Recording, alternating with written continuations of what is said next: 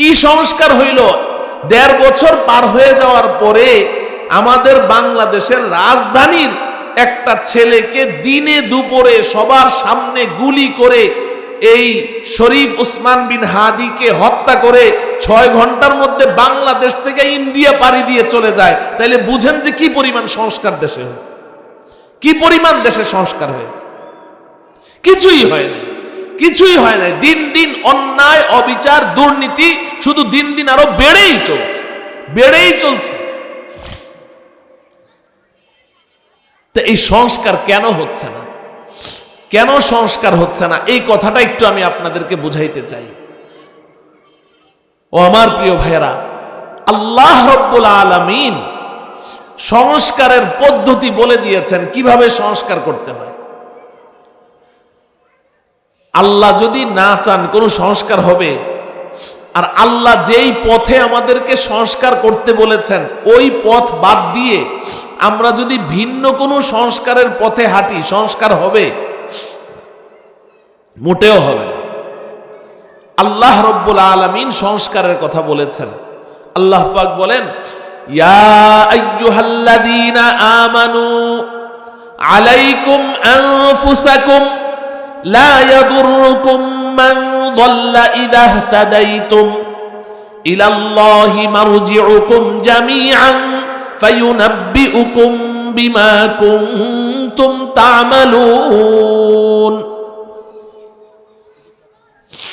আল্লাহ পাক বলেন, আচ্ছা আল্লাহ পাক কি বলেছেন এটা বলার আগে আমরা যারা সংস্কারের কাজ করছি আমাদের অবস্থাটা আগে বলি। এই যে আমি বয়ান করছি, আপনাদের সামনে কথা বলছি, কি জন্য কথা বলছি? কি নিয়তে? আপনাদের সংস্কার করার জন্য, তাই না? কি বলেন? এই যে বক্তারা যে বসে যে বয়ান করে, বাংলাদেশে যত বক্তা আছে হাজার হাজার, দৈনন্দিন কত হাজার হাজার মাহফিল হচ্ছে, তাই না? মিম্বারে বসে খতিব সাহেবরা কথা বলছে, তারপরে প্রশাসনের লোকজন যারা আছে তারা অনলাইনে কথা বলছে, বিভিন্ন দল, রাজনৈতিক দল, সংগঠন তারা কাজ করছে, বিভিন্ন এনজিও তারা কাজ করছে, সংস্কারের কাজ করে। এই সংস্কারটা আমরা কেমনে করি?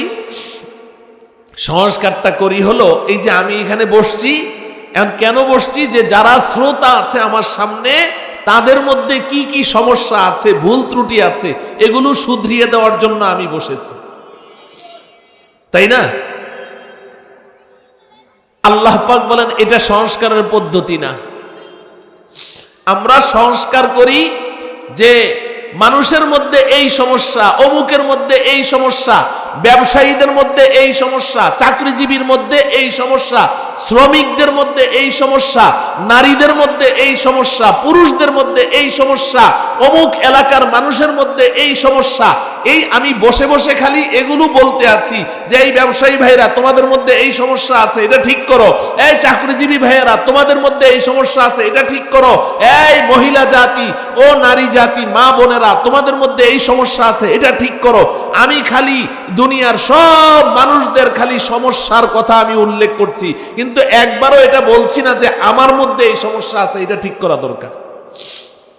বলছি কি? কোন বক্তা বলে, কোন ওয়াইজ বলে না। আমরা খালি মানুষের সংস্কারের দায়িত্ব নিয়ে নিয়েছি যে কার মধ্যে কি দোষ আছে। অমুকে ধ্বংস হয়ে গেল, অমুকে শেষ হয়ে গেল, ওই বিচারালয় শেষ হয়ে গেল, আদালত শেষ হয়ে গেল, মন্ত্রণালয় শেষ হয়ে গেল, সচিবালয় শেষ হয়ে গেল, অমুক উপদেষ্টা শেষ হয়ে গেল, অমুক দল ধ্বংস হলো। খালি অমুকে কি করলো, অমুকে কি করলো, এই জায়গায় শুধু সংস্কার চলছে, সংস্কার চলছে।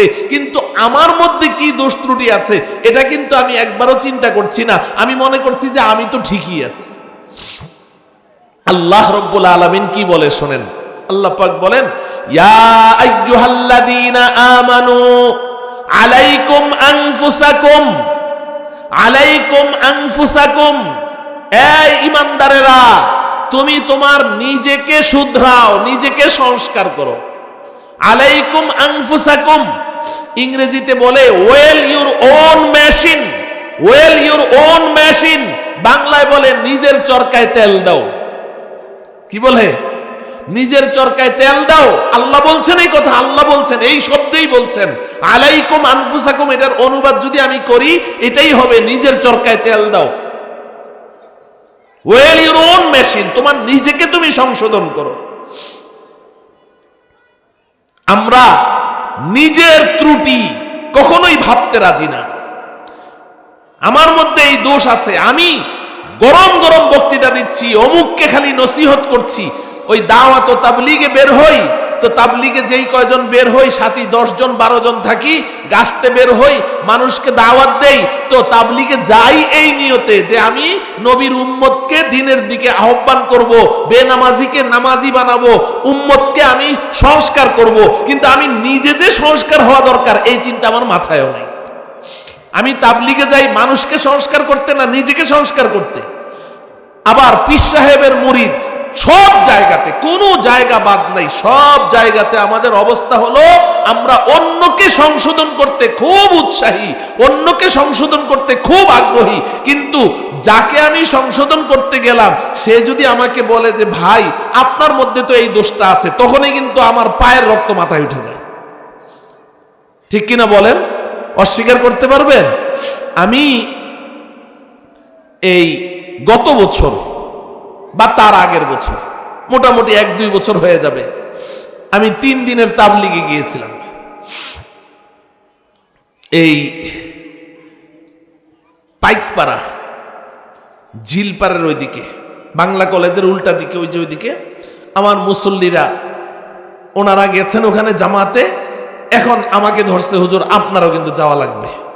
তা আমি বললাম যে ভাই আমার তো ক্লাস আছে, প্রতিদিন ক্লাস করতে হয়, তা আমি সারাদিন ক্লাস করে বিকেলবেলা গিয়ে আপনাদের সাথে যুক্ত হব।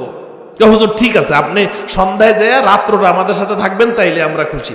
তা আমি বললাম ভাই একটা শর্ত আছে, আমি আপনাদের সাথে তাবলীগে যাব, কিন্তু একটা শর্ত আছে। কয় হুজুর কি শর্ত? কোন আপনি এক না 100টা শর্ত দেন, আমরা রাজি, তাও আপনার যাইতে হবে। আমি ঠিক আছে, আমার একটা শর্ত, 100টা না। কি শর্ত?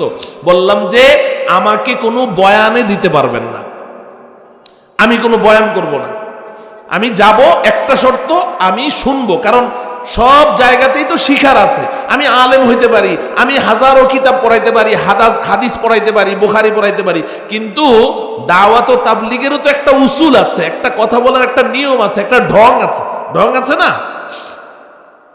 তো এখন আমারও তো ওখানে কিছু শিখা লাগবে, আমি আপনাদের ওখানে যাব শিখার জন্য, আমি শুনবো কিন্তু আমি বলবো না, আমাকে বয়ানে দিতে পারবেন না। কয় হুজুর ঠিক আছে। শর্ত কিন্তু মানলো ঠিকই, কিন্তু 3 দিন আমাকে মাগরিবের পরে বয়ান করতে দিল। এখন ওখানে মুসল্লিরা আছে, ওখানেও তো অনেকে আমাকে চিনে, তো যেহেতু চিনে, যাওয়ার পরে সবাইকে হুজুর আপনি থাকতে আবার বয়ান কেটা করবো, আপনিই তো করবেন। তো আমাকে 3 দিন বয়ান করতে দিল। কিন্তু ঘটনাটা আপনারা শুনেন, আমাদের অবস্থাটা কি, একটা শিক্ষণীয় ঘটনা আছে। তো আমি প্রথম দিন বয়ান করলাম, খুব জোশের সাথে দরদ নিয়ে কথা বললাম।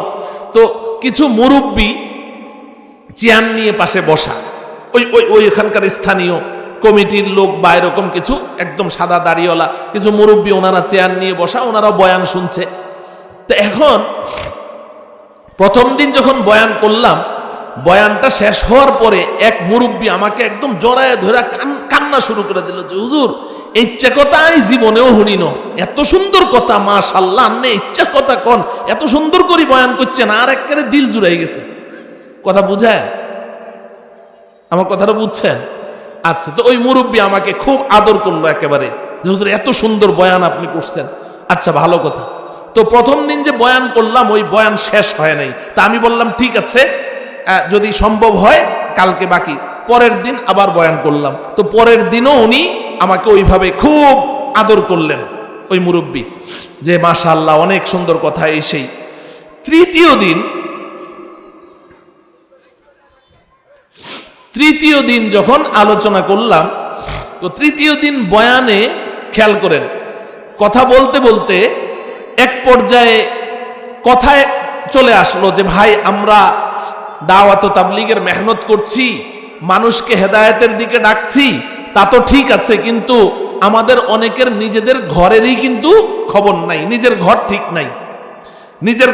আচ্ছা বলেন, এটা কি কোনো অন্যায় কথা? আমি বললাম যে আমাদের নিজের ঘর কিন্তু ঠিক নাই, আবার নিজের বিবি পর্দা করে না, বাচ্চারা নামাজ পড়ে না, কিন্তু আমি কিন্তু তাবলিগে বের হয়ে পুরা মানুষকে হেদায়েত করতেছি, কিন্তু আমার ঘরের খবর নাই। অথচ আল্লাহ রব্বুল আলামিন নবীজিকে বলেছেন এবং ইমানদারদেরকে ডেকে বলেছেন, ইমানদারদেরকে যে কু আনফুসাকুম ওয়া আহলিকুম নারা, আগে নিজে জাহান্নামের আগুন থেকে বাঁচো, এরপরে পরিবারকে বাঁচাও, পরিবারকে বাঁচাও, এরপরে হলো তোমার প্রতিবেশীকে দাওয়াত দাও, এরপরে ধীরে ধীরে বাহির দিকে যাও। দাওয়াতটা শুরু হবে এইভাবে। তো এইভাবে বলতে বলতে এক পর্যায়ে বললাম যে আমি এমন অনেক তাবলিগের সাথীদেরকে পেয়েছি যারা ব্যাংকের বড় বড় অফিসার, ব্যাংকে চাকরি করে, তো ওনার ইনকাম হালাল না, ওনার ইনকাম কিনা হালাল না, ব্যাংকে সুদি ব্যাংকে চাকরি করে। এখন এই সুদি লেনদেন চলছে, নিজে হারাম খাইতেছে, বউকে হারাম খাওয়াইতেছে, বাচ্চাদেরকে হারাম খাওয়াইতেছে, কিন্তু উনি তাবলিগের বড় আমির। আমি এরকমও দেখেছি, সঙ্গক্রমে আমার চলে আসছে, কিন্তু আমি তো আর জানি না যে যেই মানুষটা 2 দিন আমাকে আদর করলো উনি ব্যাংকের বড় অফিসার। এটা তো আর আমার জানা নেই। আমি ওয়াজ শেষ হইল, ওয়াজটা শেষ হওয়ার পরে ভাই উনি ওয়াজটা শেষ হওয়ার পরে উনি আমাকে বলতেছে, আন্নে এগুন কিয়া কোন, আন্নের এগুন কোনো ওয়াজ হয়নি, এগুনের মধ্যে কোনো হেদায়েত আসেনি, আন্নে এগুন কিয়া কোন, আন্নে সাল লাগাইছেন? আমি না, আমি সাল তো লাগাইনি। চিল্লা লাগাইছেন? না, আমি চিল্লাও লাগাইনি। আন্নে ধরা খাই যাবেন, আন্নে ধরা খাই যাবেন, আন্নের এগুনের মধ্যে কোনো হেদায়েত নাই, এগুন কোনো ওয়াজ হইল নি। এখন আমি তো একেবারেই বোকা, কি ব্যাপারটা কি? উনি গত 2 দিন আমাকে এইভাবে আদর করলো, বয়ানের এত প্রশংসা করলো, আজকে কেন এইভাবে খেপে গেল? পরে আমি বললাম যে ফাজাইলে আমাল যিনি লিখছেন আপনি কি তাকে চিনেন? হ্যাঁ চিনি, শেখ জাকারিয়া রহমতুল্লাহ আলাই। বলে যে হ্যাঁ। আমি বললাম উনি তো সালও লাগায় নাই, চিল্লাও লাগায় নাই, তো তাতে কি হয়েছে? কয় হেতনেও ধরা খাই যাবে, হেতনেও ধরা খাই যাবে। আরে এমন খেপা খেপলো ঘটনা কি? আমি তো একদম কাদা হয়ে গেল। পরে আমাকে ওখানকার একজনে বলতেছে, হুজুর আপনি তো সর্বনাশ করে দিয়েছেন, আপনি তো একেবারে সব শেষ। আমি কেন, কি হয়েছে? কয় উনি তো ব্যাংকের বড় অফিসার। কথাটা বুঝাইতে পারলাম? এটা তো আমি ওনাকে দিয়ে একটা উদাহরণ দিলাম, ঘটনা মনে পড়লো তাই। এটা শুধু ওনার অবস্থা না, আমাদের সবার অবস্থা, আমাদের সবার অবস্থা, আমাদের সবার একই অবস্থা, যে আমি অন্যকে শুধরাবো, আমি অন্যকে সংস্কার করব, আমি তোমার ভুল শুধরিয়ে দিব, আমি বক্তা, আমি একজন আলেম, অথবা আমি একজন সমাজ সংস্কারক, আমি একজন দেশের হর্তাকর্তা, আমি একজন কর্মকর্তা, আমি অন্যকে শুধরাবো, আমাকে কেন শুধরাতে যাবে? আমার মধ্যে কোনো দোষ নাই। আমাদের প্রত্যেকটা ইনসানের, বনি আদমের মূল সমস্যাটা ভাই এই জায়গায়, মূল সমস্যা এই জায়গায়। আমরা নিজেদের দোষ স্বীকার করতে রাজি না।